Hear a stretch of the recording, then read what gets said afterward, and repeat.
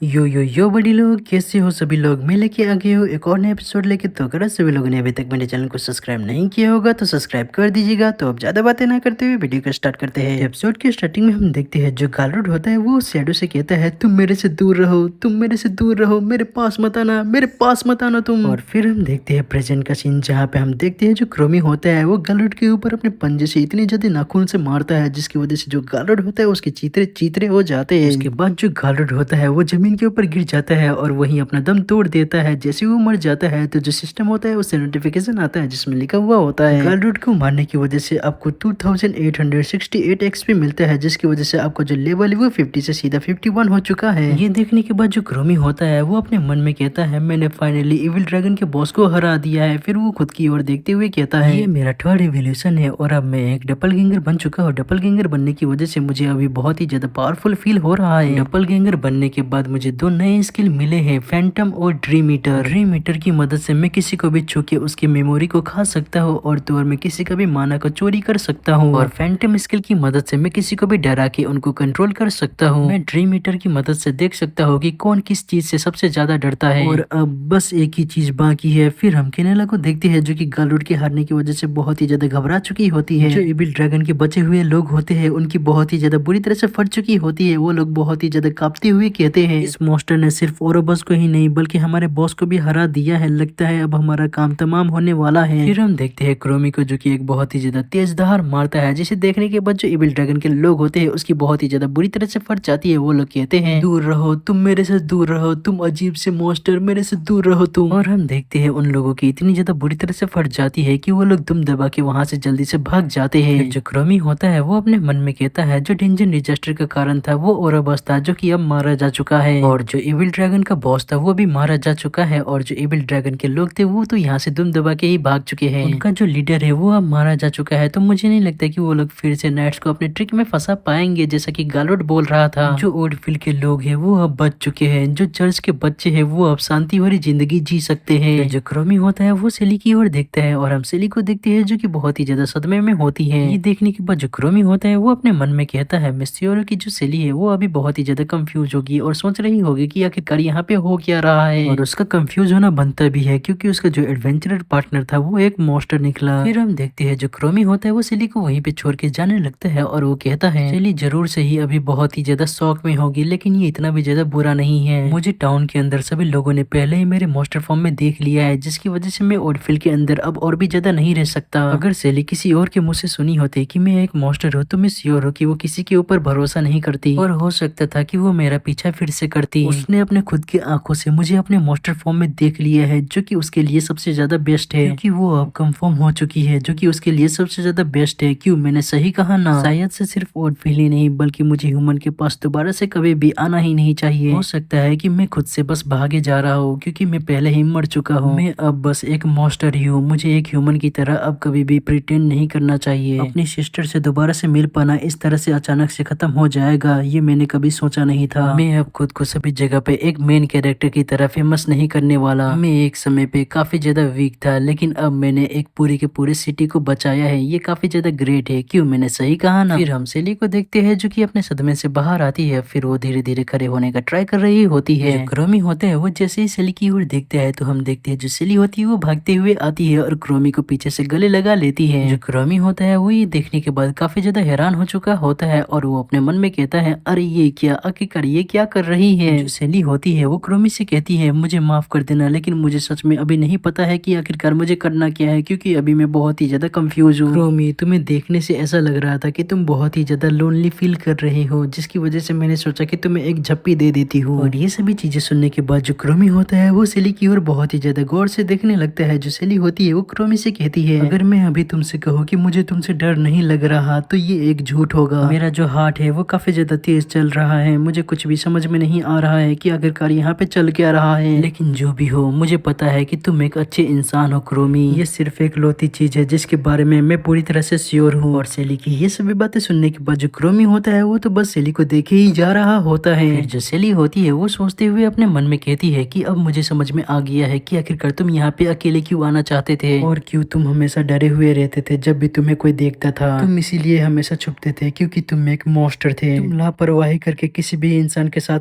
Contact में नहीं आ सकते थे, लेकिन फिर भी ये मेरे साथ डेंजन के अंदर आया ताकि टाउन को बचाया जा सके। जो सेली होती है वो क्रोमी से कहती है, क्रोमी तुमने ओटफील्ड को बचाया है, मैं अपना बेस्ट ट्राई करूंगी ताकि तुम टाउन के अंदर रह सको। मेरा मतलब है कि तुम्हें देखने से तुम काफी ज्यादा लोनली लग रहे थे, और अगर मैं ऐसा नहीं कर पाती हूँ फिर भी मैं हमेशा तुम्हारे साइड पे रहूंगी। जो सेली होती है वो बेहोश होकर गिरने वाली होती है, लेकिन जो क्रोमी होता है वो उसको गिरने से बचा लेता है। जो क्रोमी होता है वो सेली को अपने बाहों में ले लेता है, और जो सेली होती है वो अपने मन में कहती है, मुझे तो थोड़ा सा चिल्लाने की वजह से ही चक्कर आने लगे। फिर जो सेली होती है वो क्रोमी से कहती है, क्रोमी मुझे माफ कर देना, लेकिन मैं थोड़ा सा थक चुकी हूँ। ये देखने के बाद जो क्रोमी होता है वो सेली की ओर देखते हुए अपने मन में कहता है, सेली तो सो गई। इसमें कोई भी शक नहीं है कि जो सेली है वो काफी ज्यादा इंजर्ड ही नहीं बल्कि बहुत ही ज्यादा थक भी चुकी है। जो सेली है वो सिर्फ मुझे ये सभी चीजें कहने के लिए ही इतनी ज्यादा मेहनत करके उठ के यहाँ तक आई। फिर जो क्रोमी होता है वो सेली से कहता है, तुम्हारा बहुत बहुत शुक्रिया सेली, तुम्हारी बातों की वजह से मैं अभी बहुत ही ज्यादा मोटिवेट हो चुका हूँ। लेकिन क्या ये इसके लिए अच्छा नहीं रहेगा अगर ये मेरे जैसे एक मास्टर के बारे में पूरी तरह से भूल जाती है तो? सेली एक प्योर लड़की है, उसे सच में ऐसा लगता है कि जो टाउन है वो मुझे एक्सेप्ट करेगा। मैं बस अंत में जाके सेली के लिए काफी ज्यादा प्रॉब्लम्स खड़ी कर दूंगा। मुझे जानने के बाद सेली के लिए इस तरह से खुले में घूमना काफी ज्यादा खतरनाक हो सकता है। फिर जो क्रोमी होता है वो अपने एक स्किल को एक्टिवेट कर देता है और कहता है, मैं ये सभी चीजें पता होने के बाद भी ये सभी चीजें ऐसे नहीं जाने दे सकता। मीटर सिर्फ दूसरे की मेमोरी में देखना ही अलाउ नहीं करता बल्कि दूसरे की मेमोरी को मैनिपुलेट करना भी अलाउ करता है। मैं शायद से सेली की मेमोरी से खुद को इरेज करने में कामयाब हो जाऊं। जो क्रोमी होता है वो अपने स्किल को सेली के ऊपर यूज कर देता है। फिर सीन शिफ्ट होता है और हम अगले सीन में देखते हैं एक बंदे को कि सेली से कहता है, हे लड़की आखिरकार तुम्हें क्या हुआ और तुम यहाँ पे क्या कर रही हो? फिर जैसे ही वो बंदा देखता है कि उसने अपनी आंखें खोल ली है तो वो बंदा कहता है, फाइनली तुम्हें होश आ ही गया। फिर जो सेली होती है वो उस बंदे से कहती है, आखिरकार मैं हूँ कहाँ पे? फिर वो जो बंदा होता है वो सेली से कहता है, हमें टाउन के बाहर से एक बहुत ही ज्यादा खतरनाक मॉन्स्टर का साउंड सुनाई दिया और जैसे ही हम भागते हुए यहाँ पे आए तो हमें यहाँ पे तुम मिली। और ये सभी चीजें सुनने के बाद जो सेली होती है वो अपने मन में कहती है, अरे हाँ अब मुझे याद आया, मैं तो होल ऑफ डिजास्टर के अंदर थी जहाँ पे मैंने ओरोबस के साथ फाइट किया था और उसके बाद जो इविल ड्रैगन के बंदे थे उन्होंने मेरे ऊपर अटैक कर दिया था। तभी सेली को कुछ याद आता है और वो पीछे घूमते हुए उन लोगों से कहती है, क्रोमी कहाँ पे है?